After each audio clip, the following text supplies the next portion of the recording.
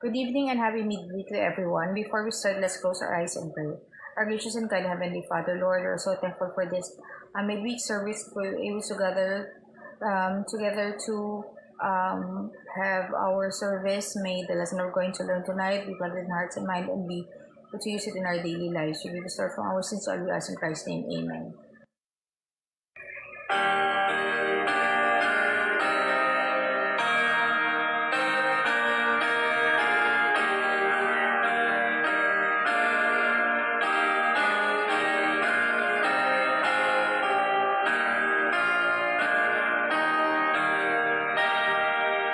Abide with me fast, fast eventide.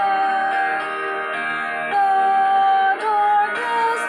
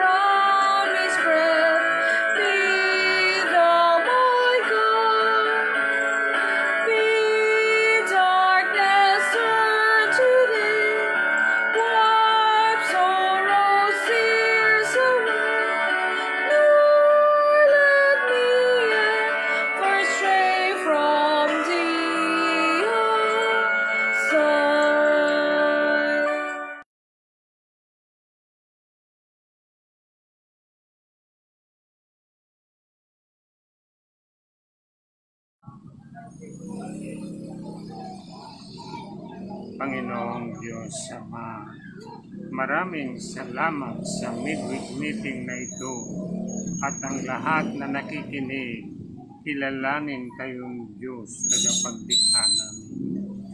Una sa lahat, patawarin niyo po kami sa aming mga maraming pagkukulang at kasalanan. Ingatan po ang magsasalita ngayong gabi, si Sister Myra. Ingatan ang Zoom connection namin na hindi masisira. Iangat mo po kami sa iyong trono na malaman namin ang inyong grasya at pag-ibig at yakapin niyo po kami sa inyong tunay na pagmamahal para magkaroon kami ng inspirasyon at kagalingan sa lahat na hindi pagkaunawaan at kagalingan sa lahat na may mga sakit. Forgive us, Lord, in Jesus' name. Amen.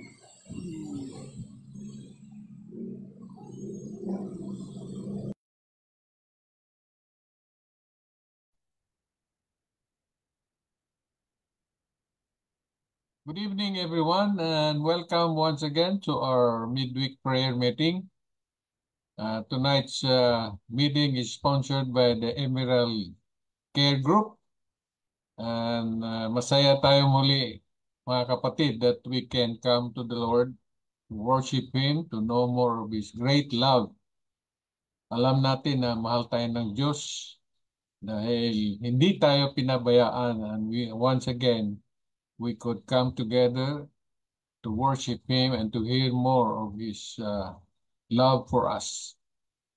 Sa gabing ito, our participants are the following. We are thankful that Sheryl Garcia lead the song service, and opening prayer by Brother June Lasco, and the musical offering by Sister Rachel Ann Santos. And tonight's message will be given by Sister Myra Lasco. And then we have our season of prayer by Brother Johnny Oliverio, and the closing prayer.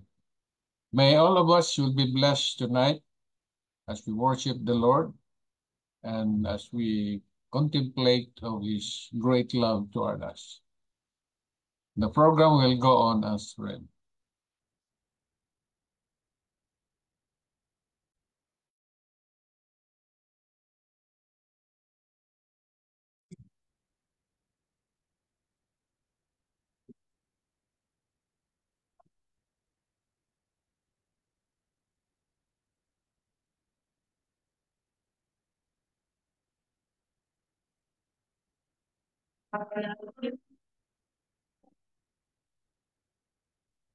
Mercy never fails me. All my days I've been held in your hands. From the moment that I wake up until I lay down, I will sing of the goodness of God.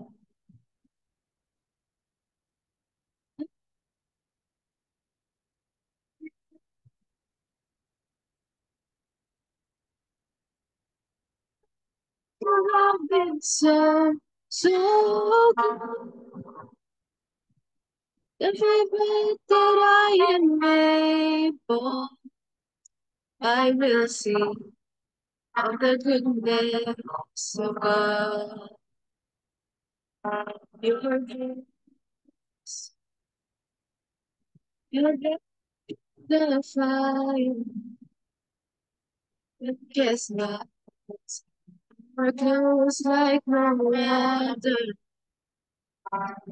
When you as a father, when you as a friend, I have known the goodness of God.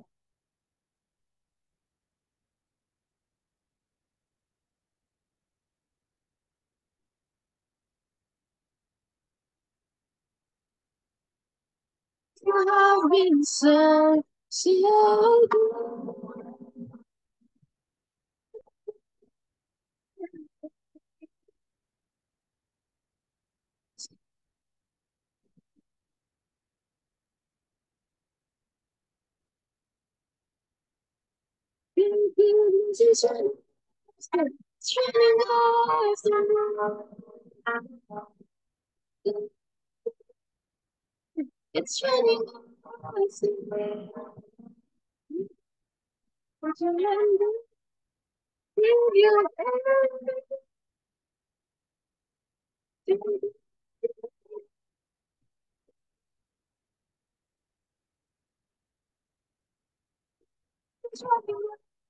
It's running off the road.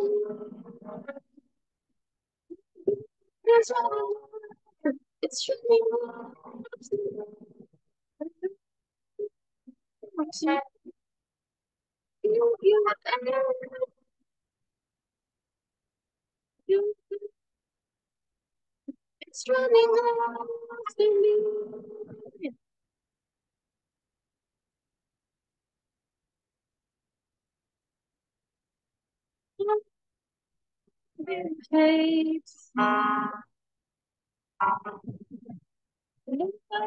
If you have been so good. The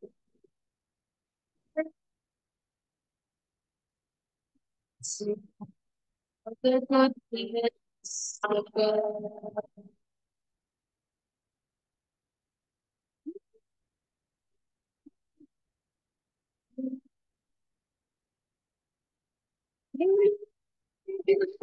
So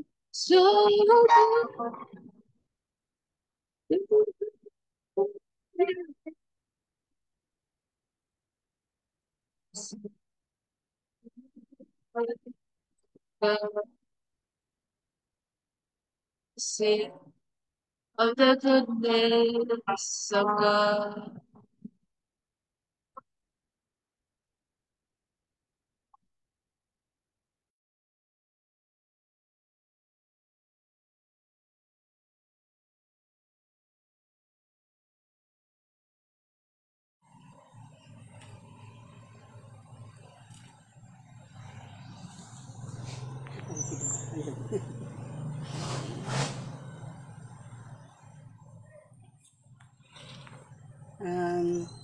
Magandang gabi po sa inyong lahat at happy midweek po. Nag-transfer ako dito sa taas kasi yung aking kapatid aalis at dadali na niya yung mga cargo niya. Kaya nandun siya sa baba medyo maingay din. Kaya umakyat na lang ako. So, nasa kalagitnaan na naman tayo ng ating isang linggo. At happy ba kayo na nakarating din tayo sa kalagitnaan? At ang ating memory text o key text ay matatagpuan sa Luke 17:36. Two men will be in the field. The one will be taken and the other left. Luke 17:36. So, itong verse na to, talagang malaki ang question ito, malaki ang katanungan ko dito na kung ito ay totoo na literal or what. Yung pala dito sa aking natuklasan na hindi pala to literal, kundi aking babasahin para ating matunghayan. So, tayo muna ay manalangin. Ama namin, nasa mga langit na makapangyarihan sa lahat, kayo lang po ang nagbibigay sa akin ng wisdom para mailahad ang iyong mensahe. Bigyan nawa po ako ng gabay ng Banal na Espiritu. Pati rin po ang mga nakikinig sa Zoom at sa Facebook Live. Ingatan niyo po kami na kami po ay maging matatag sa anumang mga pagsubok. Lahat ng ito ay aking dinadalangin sa matamis na pangalan ni Jesus. Amen. Ay, yung aking electric fan. Ito na po ang aking ilalahad sa inyo. Jesus lifted the curtain of the future for his disciples and described events just preceding his second coming. Just as flood surprised the antediluvian and the inhabitants of Sodom and Gomorrah were unaware of their fate, even so will it be in the day when the Son of Man is revealed. So ito sa Luke 17:30, yun ang sinabi. Sa Luke 17 and Matthew 24 contain dual prophecy. Jesus foretold in Matthew 24 the destruction of Jerusalem by Roman armies in AD 70.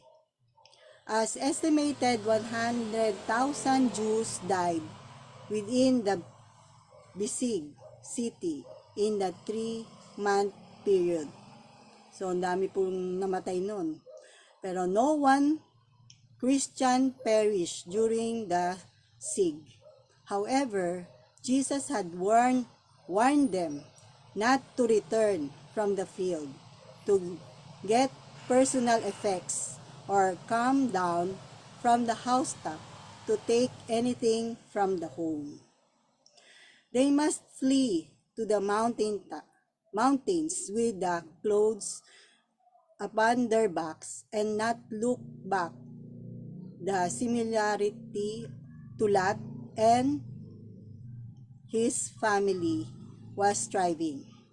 So, ang kanilang ang sabi ng angel na hindi na sila lumingon pa sa anumang nangyayari sa mundo. So, ang ibig sabihin nun, na tuloy-tuloy na pag sinabi ng Panginoon na huwag kayong lilingon, wag lilingon, o kaya wag nyo nang kunin ang anumang mga bagay-bagay dito sa mundo kasi hindi naman natin kailangan yan dun sa langit na bayan. So, kailangan ang ating pananampalataya, ang ating pagsunod sa Kanya.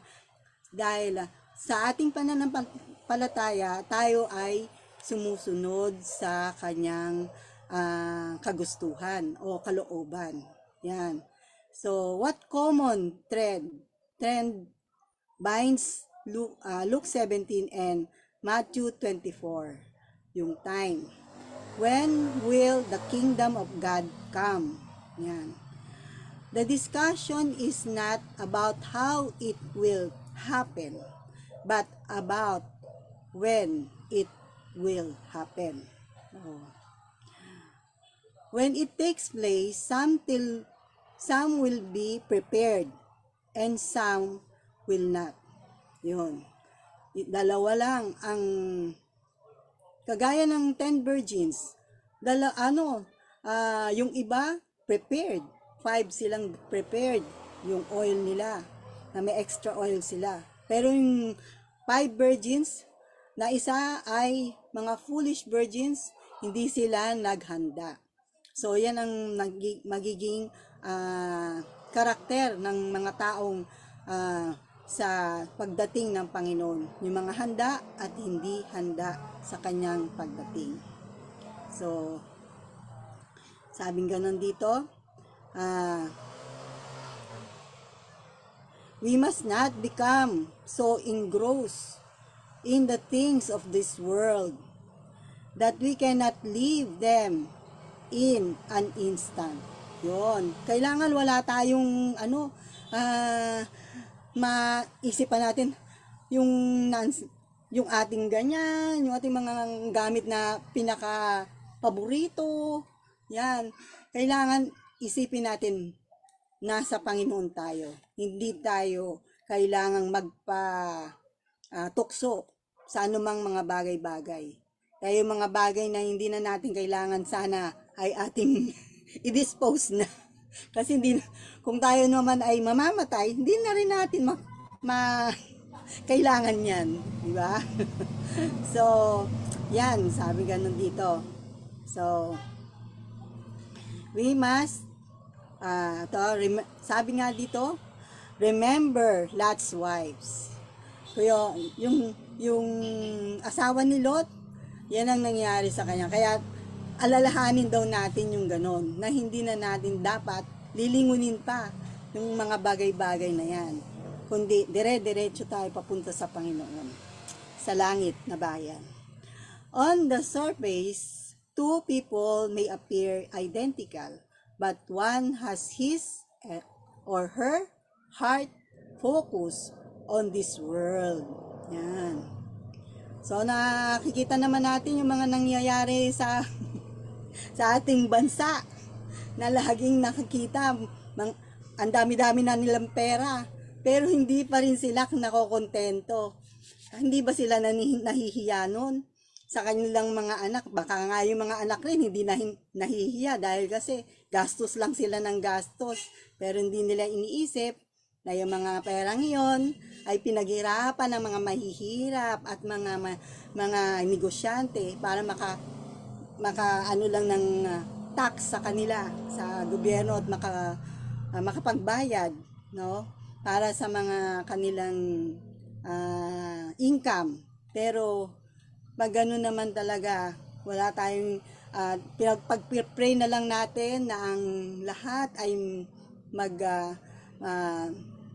magbigay ng mag-repent sila sa kanilang mga kasalanan. Malay mo, pag nag-repent sila, kasama pa sila dun sa langit, di ba? So, wala namang imposible, no? Kung ang tao ay magre-repent at babaguhin nila at hindi na nila gagawin ang mga kasalanan yun, mapupunta sila sa langit, di ba? And, ano pa yung nandito? So, while the other is ready for heaven. Yan ang masarap doon, na tayo ready papuntang langit. Kasi ano pa naman, tayo hirap na dito sa mundong ito at maraming mga nakakikitang mga tukso, no?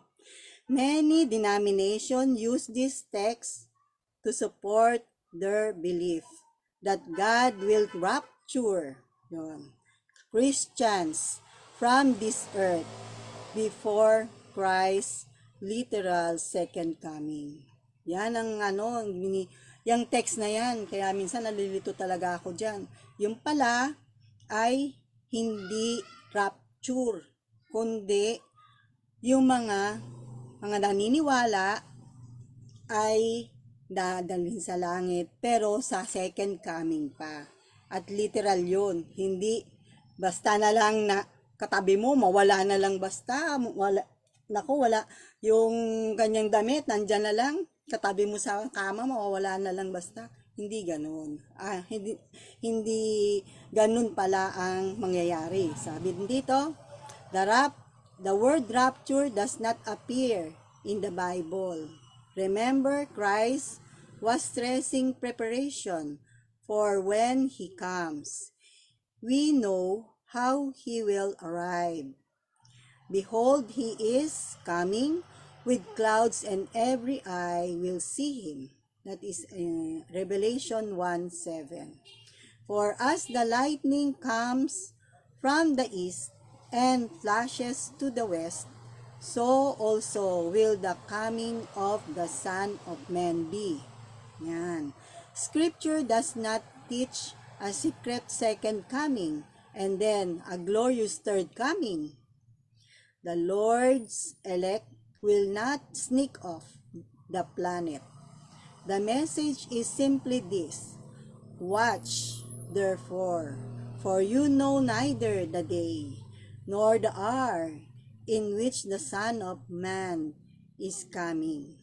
Matthew 25:13. All the saints will go through the tribulation. That is Revelation 7:14. Be ready. So, ang Panginoon ay dapat pala tayo na nananampalataya, lagi tayong ready sa anumang mangyayari. kung hindi man tayo kasama, kung hindi man tayo mabuhay na makikita natin siya na, yung buhay tayo na makikita natin siya, o ano man kalagayan natin, kung tayo naman ay mamatay na, ready rin tayo sa ating kamatayan. Hindi naman yung tingin, watch lang tayo ng watch na,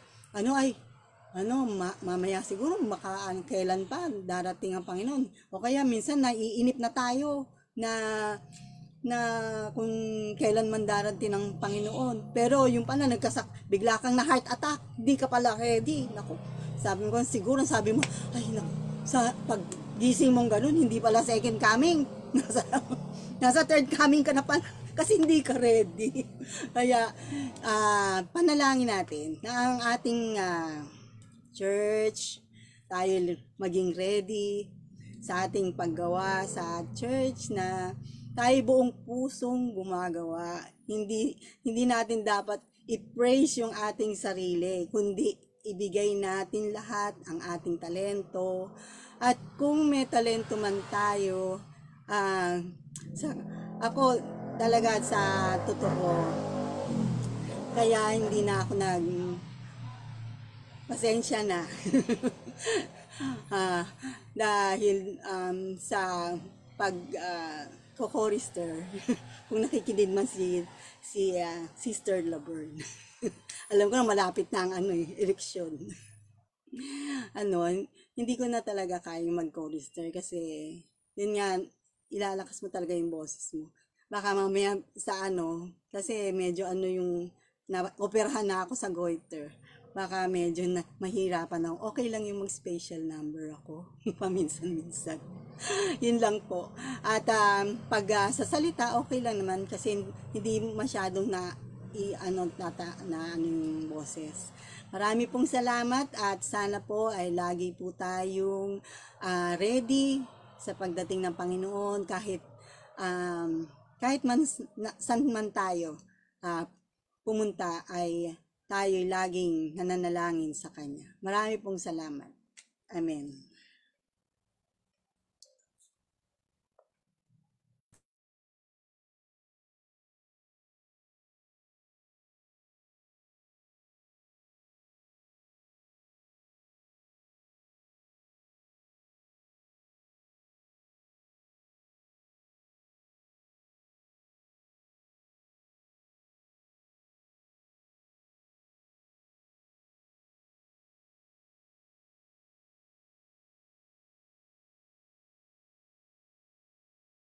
Tayo po ay dadako na sa ating season of prayer.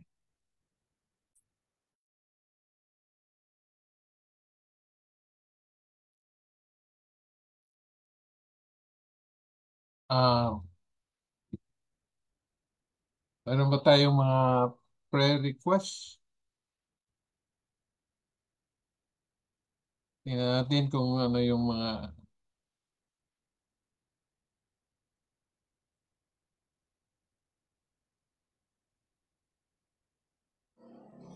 Pag-pray po natin mga nominating committee na makapagbigay sila ng maayos na tamang desisyon na mag-choose.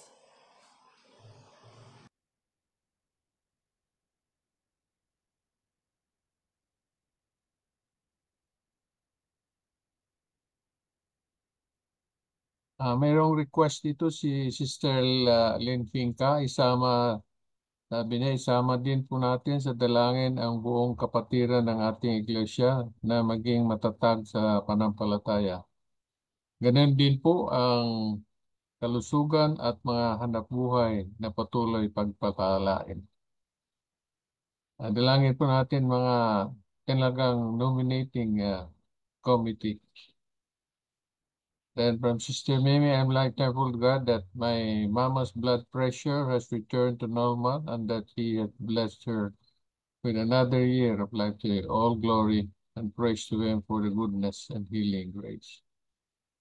Okay, panalangin din natin ang ating mga converts sa Barangay 160 at ang plano na gagawin na yung sa East Libis na doon sila planong mag-attend ng Sabbath services according to the plan of Brother Engineer Reyes. So, kung wala na kayong ibang prayer requests, then let's have our season of prayer. Let us bow our heads for prayer. Father in heaven, tonight, Lord, we are so happy that once again we could come to you and praise you for the goodness you have shown to each one of us, that was cared for us and had blessed us in our all endeavors. We feel, Lord, that you have loved us so much. You have continually sustained our life, our good health, so that we could continue to be a blessing to those people around us. It is our desire, Lord, that we can be a participant in the finishing of thy work. And tonight, Lord, we would like to manifest our desire to continue serving you faithfully.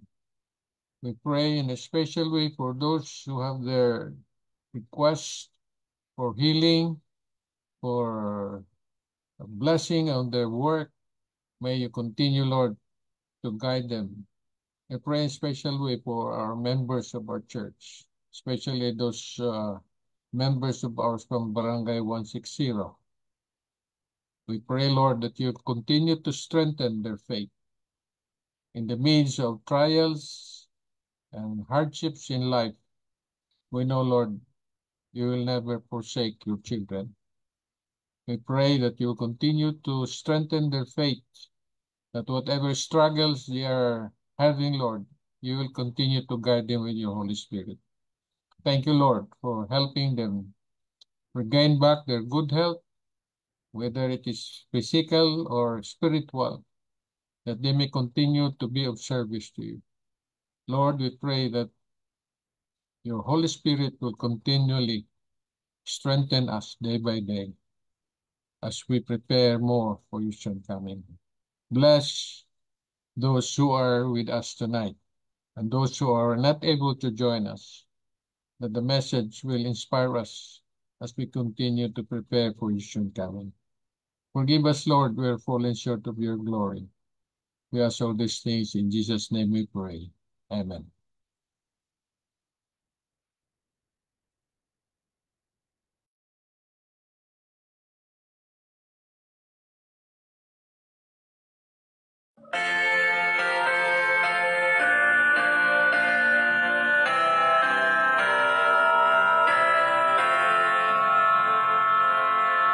There is beauty all around, where there's love and hope.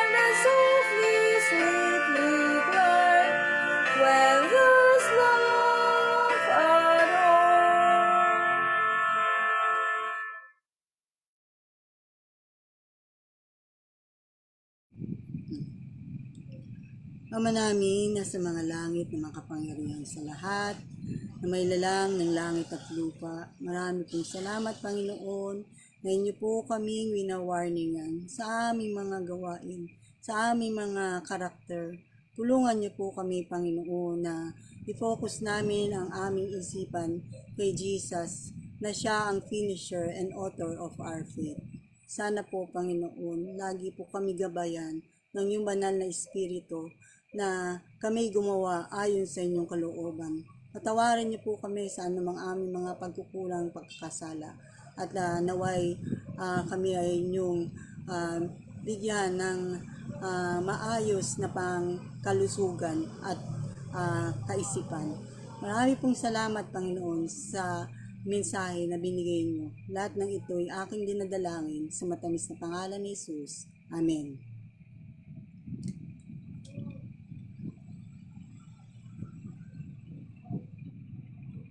This is my message. Thank you. Praise Thank God. you.